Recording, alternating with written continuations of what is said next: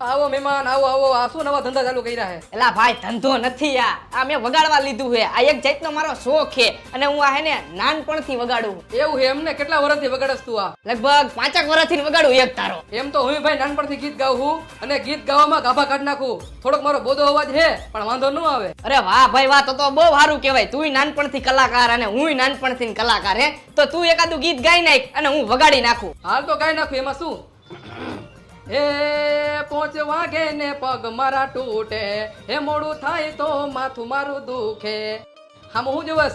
Music તો વગાડ. હા વગાડું ભાઈ.